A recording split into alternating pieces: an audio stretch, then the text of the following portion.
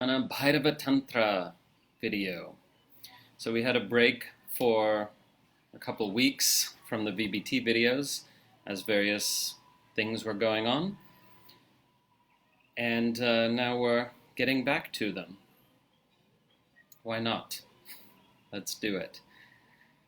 So I'm broadcasting live from Bali, where it is sunset, or just about to be sunset.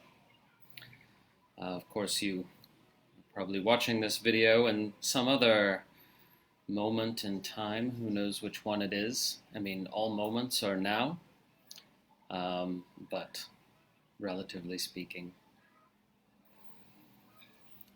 So this is an interesting verse that we debated at some length in the Facebook group, Tantric Yoga Now, in a couple of different posts, actually.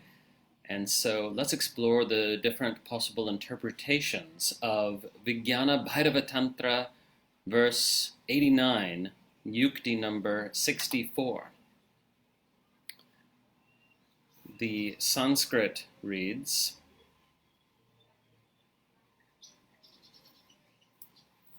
yasya kasyendriyasyāpi vyāghātāc nirodhataḥ praviṣṭasyādvaye śūnye tatraivātmā prakāśate.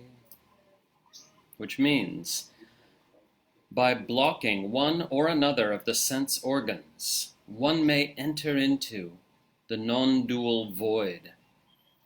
It is there that the true nature of the self manifests.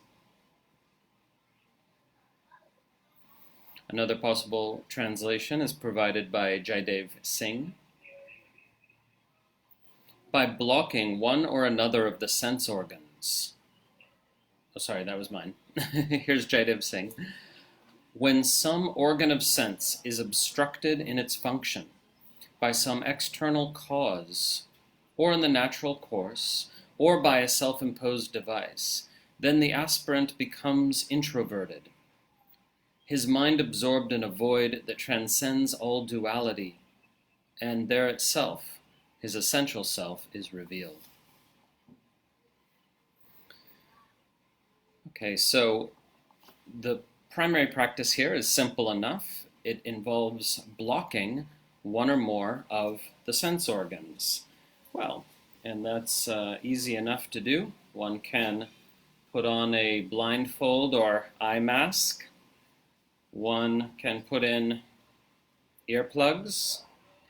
One can block the nose with one of those things that swimmers wear, etc.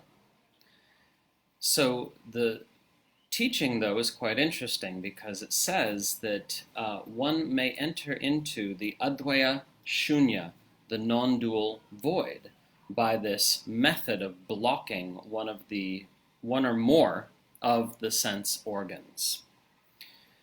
And Jaidev Singh provides an interpretation I quite like, where he says, well, it could be blocking in any number of senses. It could be blocking, as I've just demonstrated, or it could be,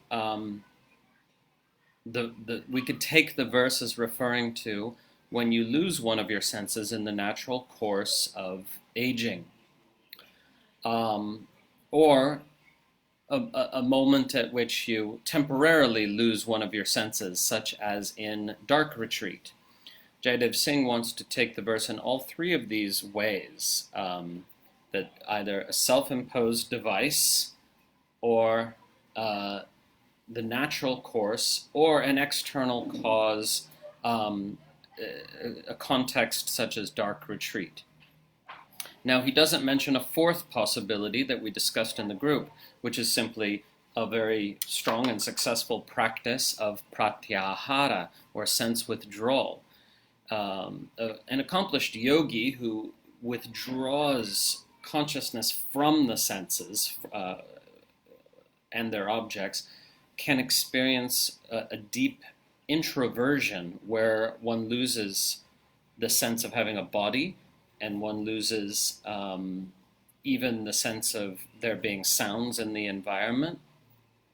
I mean, this is easier in some environments than in others, for sure. But if we're talking about pratyahara here, which there's no specific reason to think that we are, because the verse doesn't mention that term, but it's possible. And if we're talking about pratyahara here, then we could even be talking about losing the sense of proprioception as well, that is to say, the sense of the position of the body in space. So I think all these options are perfectly valid. The primary meaning is simply blocking one or more of the sense organs. So by whatever means, through successful pratyahara, through a device, through an imposed context like dark retreat, or through losing one of the senses due to accident or aging. In all of these contexts, then, we have an opportunity to experience what's called the advaya śūnye, the non-dual void, meaning to say the pure ground of awareness in which there is no subject or object. That's the key teaching here. So in Sanskrit, the three aspects of every cognitive act are analyzed as knower, knowing, and known. Pramatar, pramana, prameya. But Abhinavagupta teaches, and non-dual tantra in general teaches, there's a fourth, which is the ground and source of the three. And this fits in, of course, with this whole 3+1 teaching, which is a centerpiece of the Trika lineage and the Krama as well. So that this fourth is the non-dual consciousness, which gives rise to the tripartite cognitive experience of knower, knowing, and known. So this fourth is not really possible to translate, but you'll sometimes see translations like the supreme knower, right? But it's really just the transcendent ground of the three aspects of each and every cognition, right? So if you hear a sound, you usually experience that there's a hearer hearing and something heard. And you can also experience in a non-dual mode, that is to say, where there is no division of the cognitive experience into parts whatsoever. But the verse suggests you're more likely to have access to that experience if you can first realize this non-dual void, or we could call it the transcendental ground of perception, through temporarily blocking or restraining one or more of the senses. So this was discussed in the comment threads in our group already, and group member Mark Davis had quite a beautiful analysis of this. He was talking about when you're hearing sounds and listening to sounds, and those sounds cease all at once, then you're very conscious of the space within which the sounds were occurring, the still, silent spaciousness that was the context and is the context for the sounds. And so consciousness has this opportunity to suddenly become aware of itself in the absence of the sensory stimuli that were just attended to. So this is a golden opportunity, right? And this opportunity is explored in more depth, really, in the Swabodha Manjari, the blossoming of innate awareness, the text inspired by the VBT, which constitutes a kind of sequel to it, which we've already studied here in the group and on YouTube. So I don't think it's necessarily the case that one needs to be absorbed in a specific sense object and then have that cease. The verse doesn't mention that. But I think that's a good and useful way to talk about the practice here, because the point is that by cutting off some sensory stimulus, you don't have to. That's the point. You don't have to wait for it to cease as you do in the Swabodha teachings. You here are cutting softly, right? Putting in your earplugs or your eye mask or whatever, and then really absorbing yourself in the space of awareness that's revealed through this interruption of sensory stimuli. Okay, so that's the key. Now, the verse clearly says one or another of the sense organs, meaning to say you could just block one of the senses, or you could block all of them as well, but that's not required. Okay, I'll just see if any of you have any questions.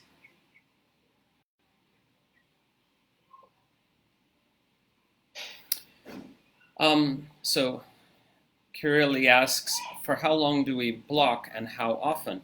You know, the text almost never specifies that, almost never specifies frequency or duration of these practices. And the whole kind of attitude of the text is that this is your experimental laboratory. Experiment with it. Don't go too extreme, but experiment and explore and find out.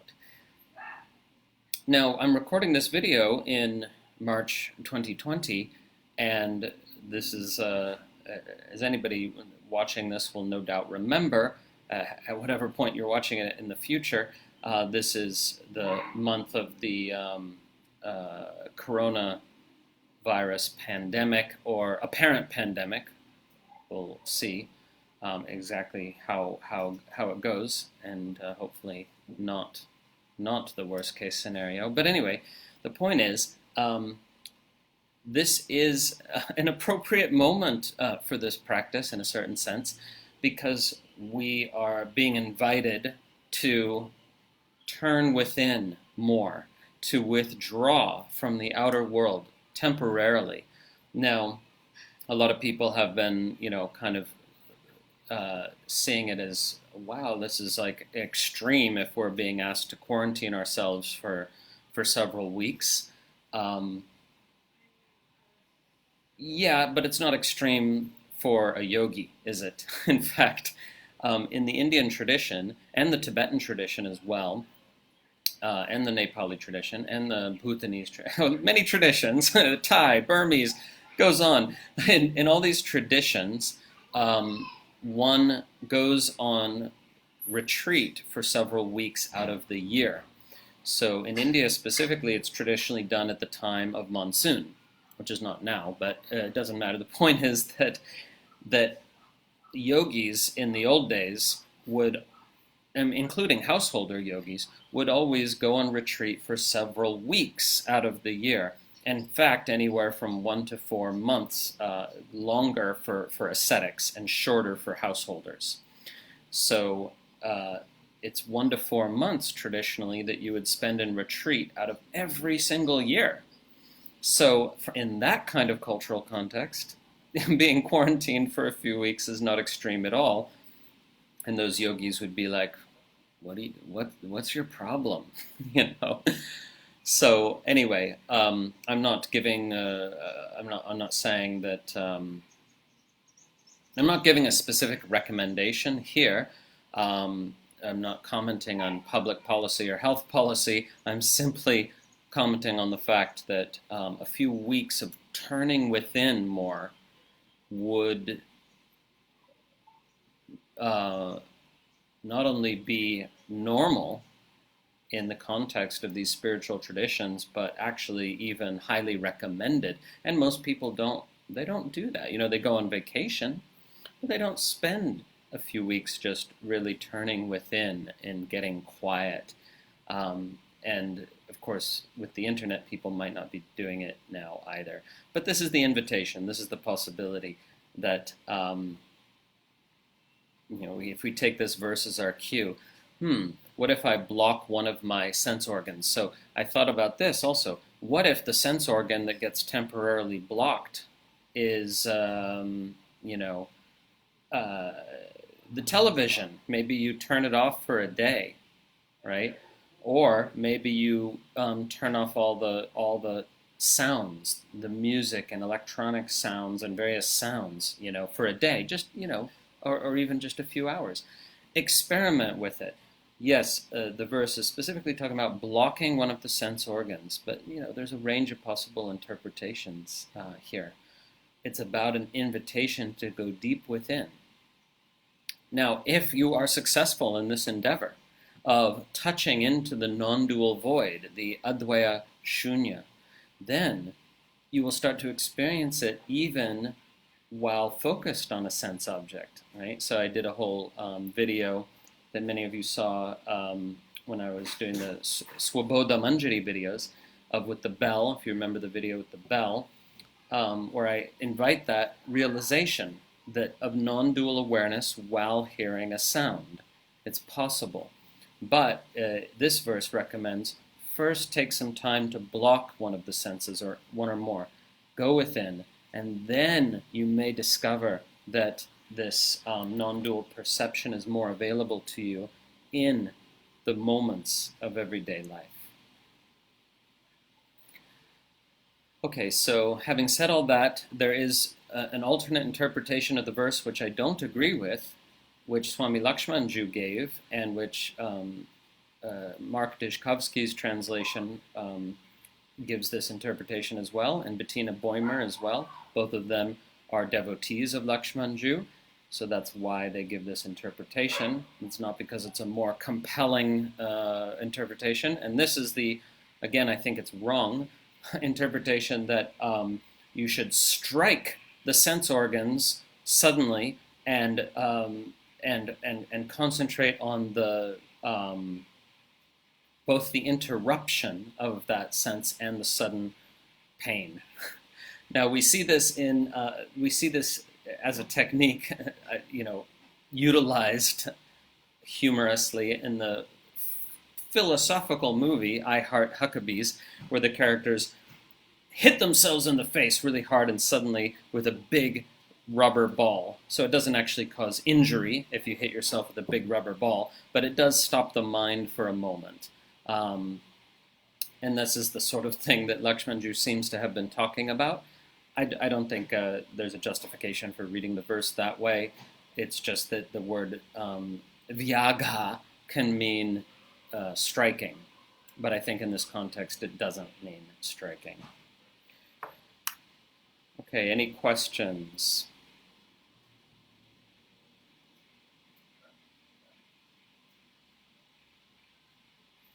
It's already getting darker here. I can see pink clouds. That means my picture is not as good. I'm going to wrap it up.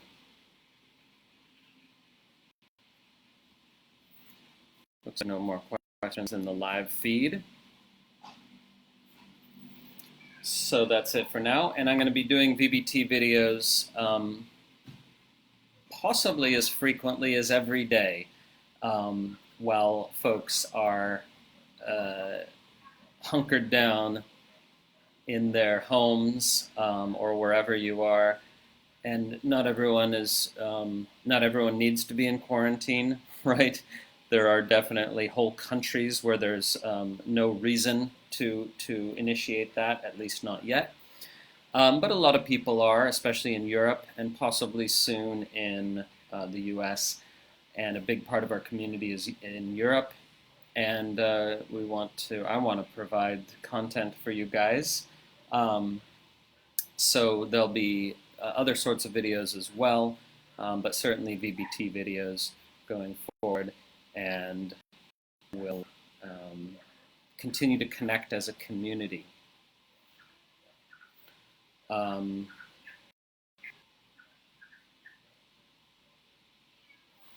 Yes, thank you all. Nice to be with you, and see you soon. Enjoy your meditation. I'm going for it.